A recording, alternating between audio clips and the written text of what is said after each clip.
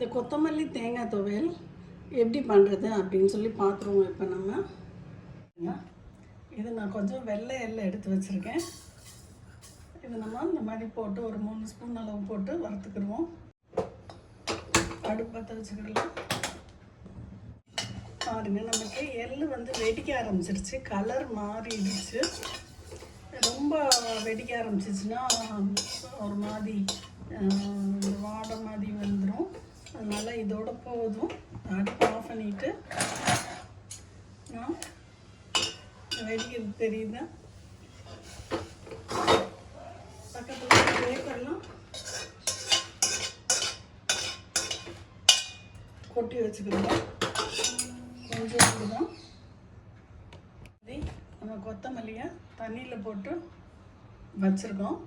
இப்போ இந்தளவு இஞ்சியும் 3 பூண்டும் எடுத்து வச்சுருக்கேன். இதெல்லாம் தட்டிட்டு வரேன். இப்போ இந்த மாதிரி பூண்டும் இஞ்சியும் தட்டிட்டு நல்லா தட்டி வச்சுருக்கோம். இப்படி செஞ்சாலே அது பாட்டுக்கு உடையும்.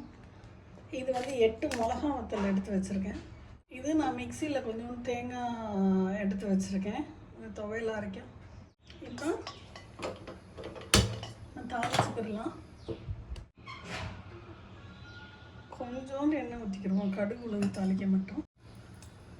உளுந்து, கொஞ்சோண்டு கடுகு, மிளகாய், பூண்டு, இஞ்சி போட்டுட்டு கொஞ்சோண்டு பெருங்காயத்தூள் போட்டுக்கணும். போட்டு கிண்டிக்கிட்டோம். அடுப்பை ஆஃப் பண்ணிட்டேன்.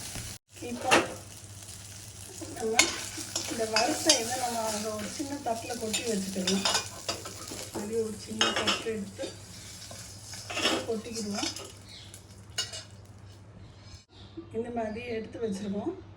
இதில் இந்த பூண்டையும் இஞ்சியை மட்டும் திருப்பி போட்டுக்கிடுவோம். ஏன்னா நமக்கு அந்தளவு வதங்கி இருக்காது. அடுப்பு பற்ற வச்சுக்கிடுவோம். இது ஒரு ஸ்பூன் எண்ணெய் ஊற்றி ஒரு நிமிஷம் வதங்கட்டும். இப்போ நம்ம ஓரளவு வதக்கியிருக்கோம். இதில் இந்த அளவு புளி போட்டுக்கிடுவோம். போட்டுட்டு இந்த பக்கத்து அடுப்பில் கொத்தமல்லி இருந்துச்சுல்ல, அதை அப்படியே எடுத்து இதில் போட்டுக்கிடலாம். இப்போ இந்த கொத்தமல்லி எல்லாருமே திருப்பி விட்டு வதக்கிக்கோங்க. கொஞ்சம் அடுப்பு ஹை பண்ணிக்கோங்க. அப்புறம் அந்த தண்ணியெலாம் மொத்தம்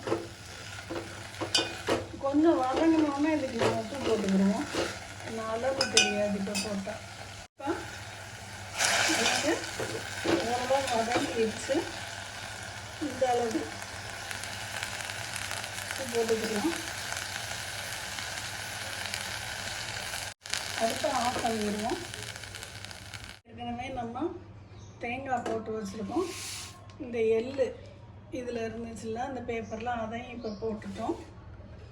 இப்போ இந்த மிளகாயை மட்டும் ஒரு பூண்டு இதில் வந்திருக்கு, அதையும் போட்டுருவோம்.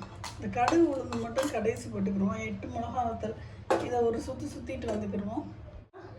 நம்ம சுற்றியாச்சு. இப்போ இதில் இந்த கொத்தமல்லியை பக்கத்து அடுப்பில் இருந்துச்சுல்ல, இங்கே இருந்து நம்ம எடுத்து இந்த மிக்சியில் போட்டுக்கிறோம்.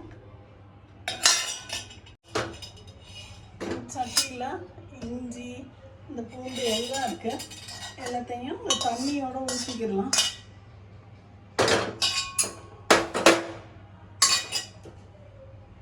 இந்த கடுகு உளுந்து எல்லாம் இருக்குது.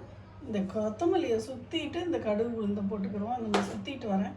நம்ம இப்போ இந்த அளவு சுற்றிருக்கோம். இப்போ இந்த கடுகு உளுந்து இருக்குல்ல, அதையும் போட்டு ஒரு சுற்றிட்டு வந்துக்கிடுவோம். நமக்கு இப்போ நல்லா வந்துருச்சு. நம்ம இதை இப்போ ஒரு கிண்ணத்தில் எடுத்து வச்சுக்கிடலாம்.